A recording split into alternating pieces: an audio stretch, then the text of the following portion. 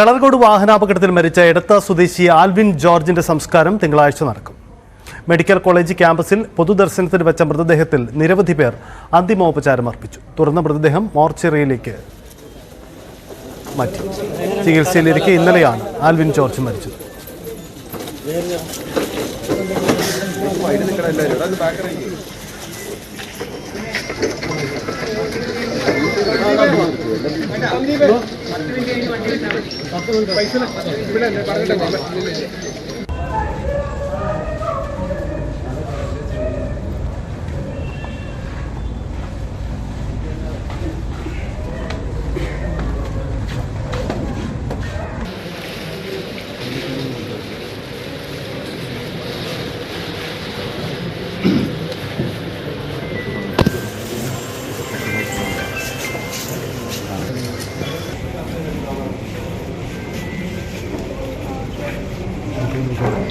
ശരണ്യ സ്നേഹജൻ ചേരുന്നു. ശരണ്യ, കളർകോട് അപകടത്തിൽ മരണസംഖ്യ 6 ആയിരിക്കുന്നു.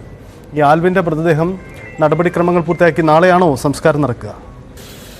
സജിത്ത്, ഇന്നലെ വൈകിട്ടാണ് കളർകോട് അപകടവുമായി ബന്ധപ്പെട്ട് ചികിത്സയിലായിരുന്ന ആൽവിന്റെ മരണം എറണാകുളത്ത് സ്വകാര്യ ആശുപത്രിയിൽ സ്ഥിരീകരിക്കുന്നത്. ആദ്യഘട്ടം മുതൽ, അതായത് അപകടം നടന്ന ആദ്യഘട്ടം മുതൽ തന്നെ അതീവ ഗുരുതരാവസ്ഥയിലായിരുന്നു ചികിത്സയിലായിരുന്ന ആൽവിന്റെ അവസ്ഥ.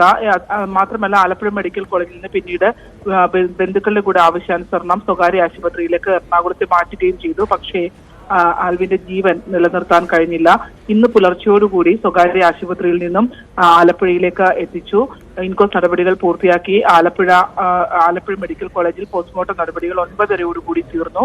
തുടർന്നായിരുന്നു ആൽവിൻ പഠിച്ച കോളേജിൽ പൊതുദർശനത്തിനായി കൊണ്ടുവന്നത്. തൊട്ടടുത്ത ക്യാമ്പസായ TD മെഡിക്കൽ കോളേജ് ക്യാമ്പസിലായിരുന്നു പൊതുദർശനം.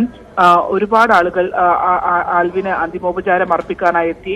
സലാം MLA അടക്കമുള്ള രാഷ്ട്രീയ നേതാക്കന്മാരും ഒക്കെ അവിടെ ഉണ്ടായിരുന്നു. വിദ്യാർത്ഥികളടക്കമുള്ള ആളുകൾ ഉണ്ടായിരുന്നു.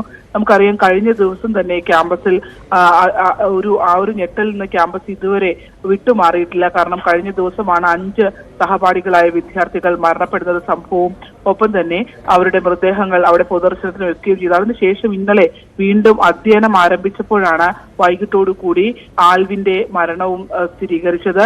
തുടർന്ന് ഇവിടെ ക്യാമ്പസിൽ എത്തിച്ചതിനു ശേഷം അവിടെ 1.5 മണിക്കൂറോളം പൊതുദർശനമുണ്ടായിരുന്നു.